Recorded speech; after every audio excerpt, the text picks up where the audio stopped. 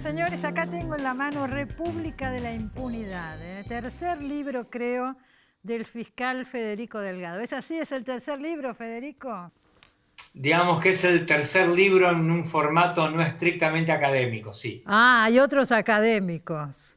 Nos estamos Hay conociendo en este algún, momento. Es la primera vez que viene al programa, si esto es venir al programa. Es la primera vez que está con nosotros Federico Delgado. ¿Sí? Tercer sí, libro, por lo que yo sé.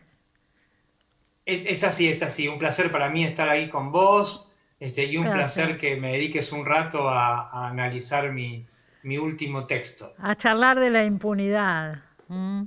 Vos decís que la De la Argentina tiene una tradición republicana muy fuerte y que por diversos motivos del cual todos somos culpables, según decís vos en tu libro, la hemos perdido o la estamos perdiendo. Eso es la República de la Impunidad. Sí, tenemos sobre nuestros hombros un mandato de nuestros padres fundadores de fundar una república. Fundar una república supone un espacio de libertad y de igualdad relativa en el que todos podamos vivir organizados en base a derechos y vivir bajo el gobierno de la ley. Me parece que por cosas que pasaron durante mucho tiempo, nosotros fuimos construyendo socialmente el paradigma de la impunidad, que tiene que ver básicamente con que en general las faltas no carecen de algún tipo de rendición de cuentas o de castigo. Yo me enfoqué, en definitiva, en el rol que cumple la justicia en cuanto al formato del ejercicio del poder en nuestro país, muchas veces garantizando la impunidad, pero también ingresé en el camino este que señalabas vos, que tiene que ver con ver cómo se construye la impunidad en nuestra vida cotidiana y cómo impacta eso en el desempeño de nuestras instituciones. Los argentinos, como individuos, todos nosotros, tenemos una relación bastante especial con la ley, ¿no es cierto? Sí, nosotros tendemos a cumplir la ley cuando nos conviene y tendemos a eludirla o al menos a torcerla cuando nos genera una obligación.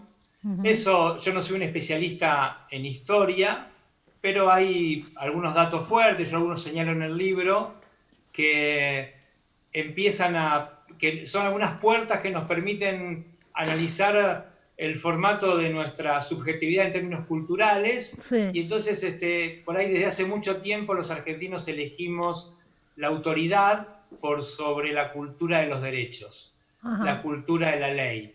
Y eso en algún momento de la vida se empieza a notar el impacto de esa decisión mucho más, y por ahí ahora con esta crisis que es como una especie de fantasma que va corriendo cortinas y mostrando las cosas como realmente existen, podemos ver que uno de los grandes impactos que tiene el alejamiento de la cultura de la ley, de los derechos y la cultura de la impunidad, por ejemplo, se puede verificar simplemente con preguntarse por qué en la Argentina la mitad de los ciudadanos básicamente está bajo la línea de pobreza. Esto no pasa un día para otro, esto son cosas que llevan mucho tiempo, y me parece que la impunidad ha sido un ingrediente muy importante para comprenderlo. O sea que también la impunidad genera miseria, genera atraso, genera un montón de cosas, más allá del Y, respeto a la ley.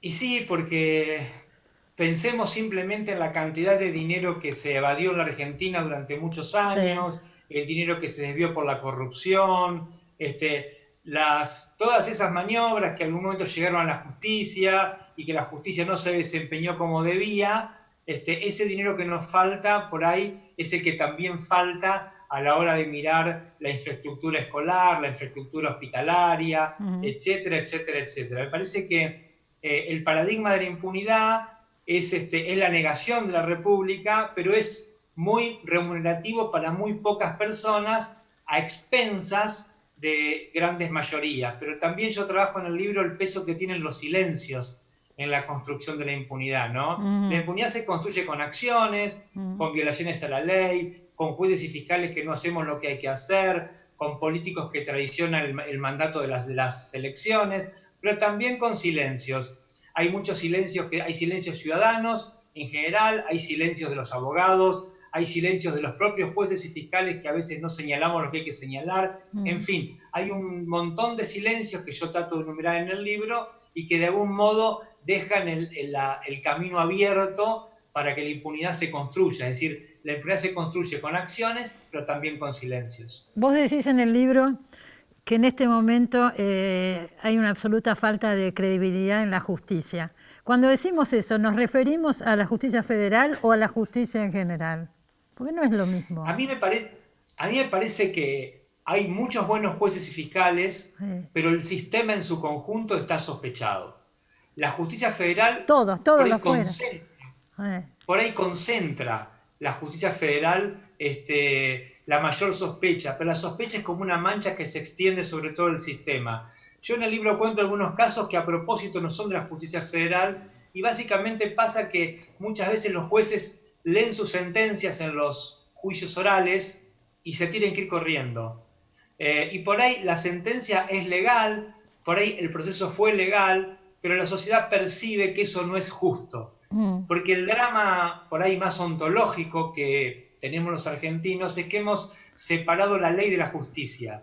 Esto tiene que ver con que la ley ha sido despojada de los componentes morales que indudablemente tiene la ley como instrumento que dimana de la interacción ciudadana y que hacen los legisladores, pero digamos, articulando un montón de acciones y de emociones y de valores ciudadanos. Cuando la ley se la despoja de todos esos valores, de toda esa ética, se transforma en una herramienta despojada de cualquier tipo de sentido social. Entonces uno puede aplicar esa ley flaca, digamos, y la solución puede ser legal, pero no se percibe como justa, porque se divorcia la ley de la justicia. Entonces eso hace que el sistema en su conjunto esté sospechado, entre otras cosas porque las personas,